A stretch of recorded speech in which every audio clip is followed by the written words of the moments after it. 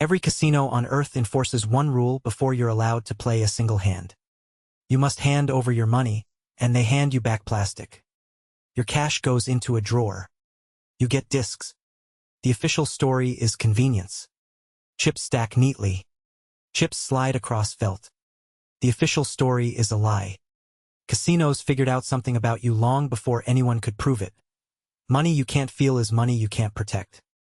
And the trick baked into that little disc has escaped the casino. It's sitting in your pocket right now. To find it, replay something ordinary. Dinner out. The bill lands. $84. You tap your card. One beep. By the time you reach the door, the number is gone from your head. Now run it again in cash. Watch yourself count out 420s one at a time. And a fifth bill you know isn't coming back. There it is. That tiny flinch somewhere behind your ribs. Same dinner. Same $84. Only one of them hurt.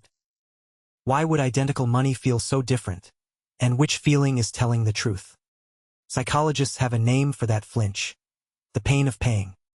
And they mean it more literally than you'd like.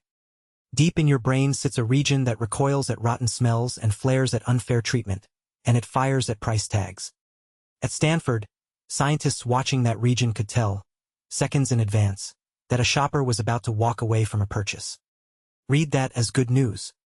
Every time you've ever decided something was too expensive, that flinch is what stood guard.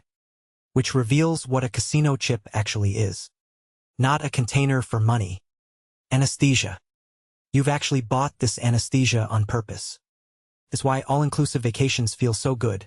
You pay in January, so by the time you're on the beach in March, every meal and every drink arrives feeling free. The trip didn't get cheaper. You just scheduled the flinch for a different month, and let it heal before you arrived. Which raises a very uncomfortable question. If the flinch can be moved, or silenced, how much money does silencing it actually cost you? Someone measured it with basketball tickets.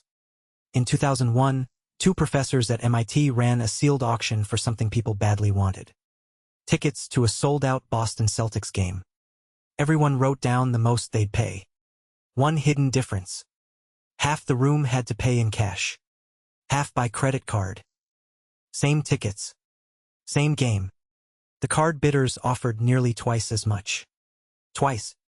Not for better seats, for the exact same seats, paid with a different object. And these weren't impulsive teenagers. These were MIT staff and students, people who analyze numbers for a living, absolutely certain a payment method couldn't bend their judgment. It bent every one of them. The anesthetic doesn't care how smart you are because it never argues with you, it just turns down a feeling you didn't know you were using. Because a card breaks the connection. Nothing is counted out. Nothing leaves your hand. The guard sleeps through the whole thing. The professors named their paper after the credit card slogan. Flipped. Always leave home without it. And suddenly the casino rule makes sense everywhere. A credit card is a casino chip with your name embossed on it. But cards are half a century old. What's happened since is the part that should worry you. Watch one lifetime of payment. Counting became swiping. Swiping became tapping. Tapping became walking out of the store, and the store charging you on the way through the door.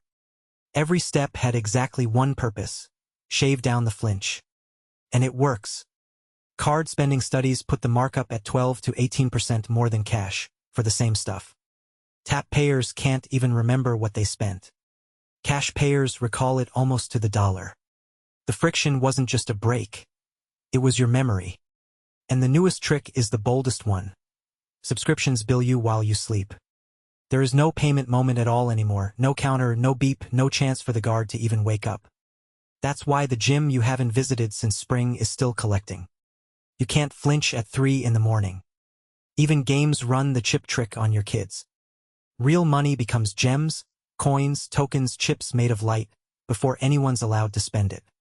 You no longer visit the casino. The casino moved in with you. So the fix seems obvious. Bring the pain back. Feel every single dollar. Right? Except there's a group of people who already live that way. And they are not okay. Meet the Tightwad. In a survey of over 13,000 people, They were the ones whose flinch is stuck on maximum. And here's the surprise, there are more of them than overspenders. 3-2. The tightwad isn't frugal and smiling. He flinches at boots he genuinely needs. He underlives his own life and he knows it. And it has nothing to do with how much he has. Tightwads with healthy bank accounts still can't pull the trigger. The researchers found they spend less than they themselves wish they would. Here's how sensitive that dial is. When an experiment described a $5 shipping charge as a small $5 fee, one word, tightwads became 20% more likely to pay it. One adjective moved real money. That's not a personality. That's a dial, and other people keep their hands on it. So the flinch was never a weakness to erase, and never a virtue to maximize. It's a gauge. Numb, and strangers quietly spend your money. Raw, and you can't spend it on yourself. Honest, and every price becomes a question you actually get to answer. Getting the gauge honest is cheap. Delete the saved cards. Make your thumb type 16 digits worth of hesitation. Take your single leakiest category, delivery, games, whatever it is, and pay cash for it for 1 month. Just that one. And before anything over $50, say the price out loud, in hours of your own work. The ear flinches even when the thumb won't. Because there's a counter by the casino door that nobody advertises. The chips trade back. Plastic becomes money again the instant you insist on feeling it. That flinch behind your ribs was never the enemy. It's the last nerve still telling you the truth about money, in a world that spent billions to keep you comfortable. One thing, though, slips past the gauge entirely. There's a price your brain refuses to inspect. The smartest people fall for it hardest. It's the word free. Next time,